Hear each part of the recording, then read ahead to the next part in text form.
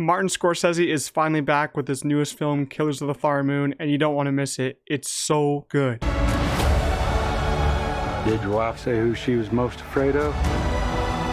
Welcome back to the channel, everyone. I hope you're all doing well. This is going to be my review of Killers of the Flower Moon, directed by Martin Scorsese. Before we get started, make sure you leave a like, subscribe to the channel. But this is the true story that happened in the 1920s, where members of the Osage Native American tribe of Osage County, Oklahoma, are murdered after oil is found on their land, and the FBI decides to investigate. So yeah, this is basically the true story. It's so devastating, so heartbreaking what happened to the Osage people and how they just got murdered because everyone wanted their money, wanted their land, wanted the oil and all that. You know, this is also based off a book, and I read some of the book before going into this movie, so I did have a little bit of knowledge of what was going on. I didn't really want to read the whole book because I don't want everything given away for me in that book. I wanted to leave some for the movie, leave some for Scorsese to tell in this movie, and I was actually happy with that decision because a lot of the stuff I didn't know what was going on in the movie, and I found out, and it's a pretty dense story, pretty devastating story, and I will say I think this is probably the most dense movie this year. I had that going to Oppenheimer earlier this year in July because that movie was very dense,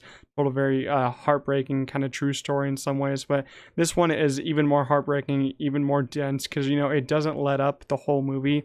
It just keeps shoving it down your throat.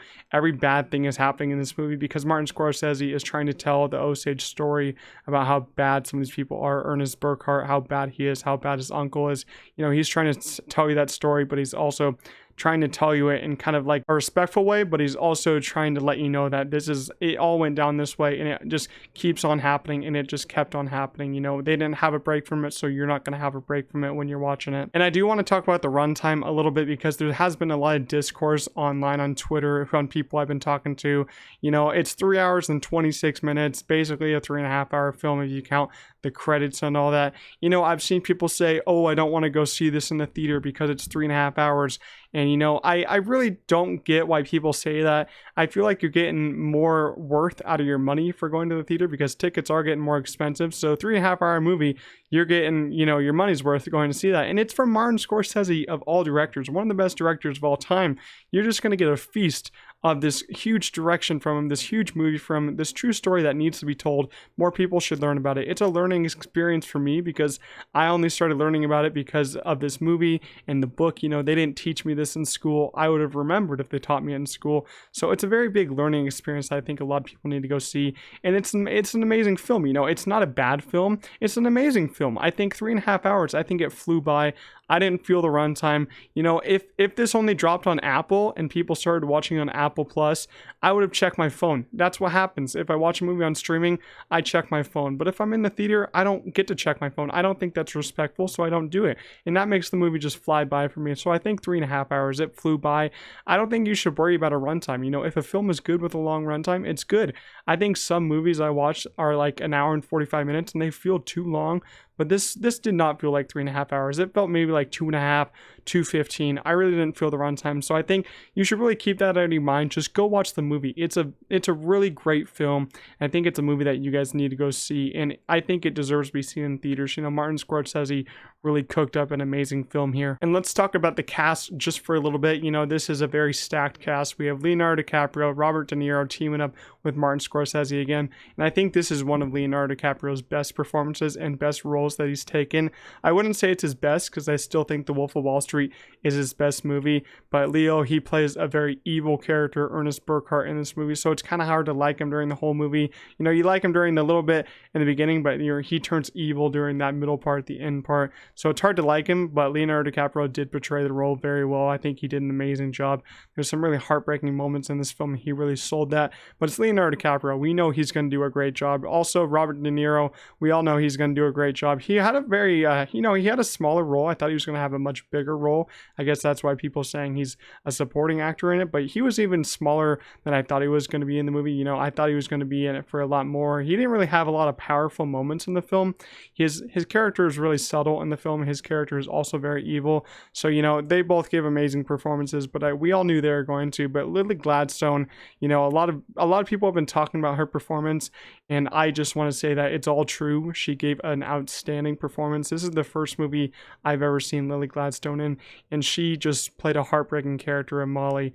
Molly went through a lot in this movie. Her family went through a lot. She lost a lot of loved ones, a lot of sisters. Her mom in this movie, they all got killed.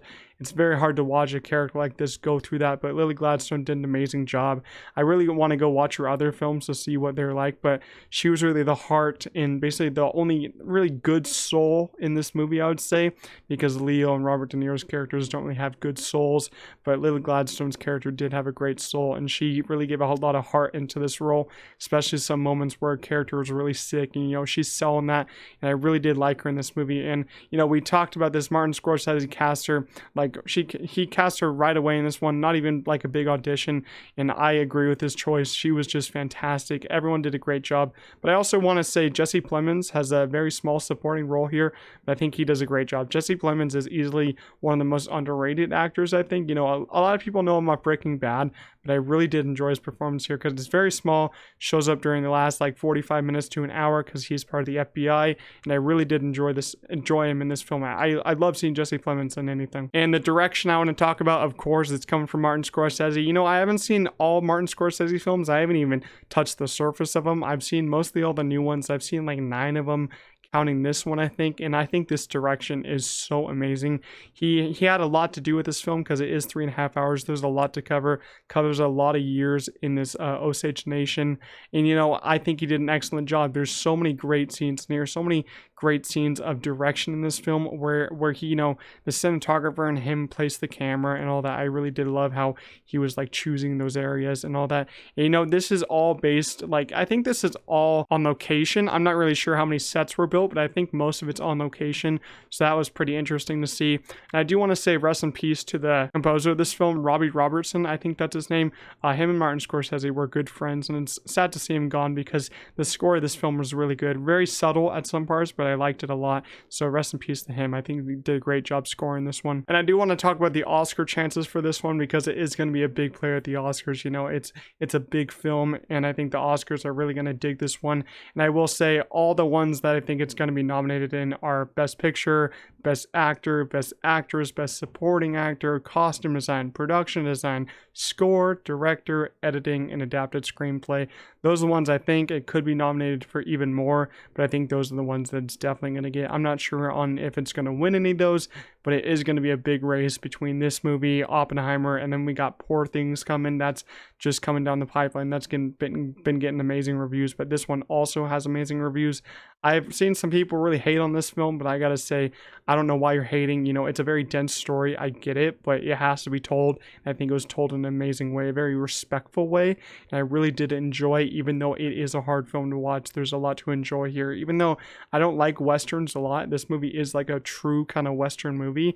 I really dug this one a lot. So overall, Killer's Little Flower Moon, it really took me like really hard. It's a very dense film. As I said, it's hard to watch, devastating story. But everyone in this cast did a great job. Leonardo DiCaprio, Lily Gladstone, Robert De Niro, Jesse Plemons, and a lot more people in this movie. And Martin Scorsese did an amazing job directing this film. It's a very long film, 3.5 hours, but I think it all worked for me. It flew by for me, and that ending really just leaves you sitting there in your seat and thinking about all these things that happened to these people, really devastating things. So overall, Killers of the Flower Moon, I'm going to give it a 9.5 out of 10. Easily one of the best movies of the year, and I think this one's going to be talked about for a long time, and I think that this story is finally going to come to fruition. A lot of people are going to finally figure out about it. It's a learning experience for me. I finally learned about it. So let me know, are you guys going to watch this in theaters? I hope that you guys do, but let me know in the comments, did you like this movie? If you did, make sure to leave a like on this video, subscribe to the channel, and I'll see you guys in the next one. Peace out.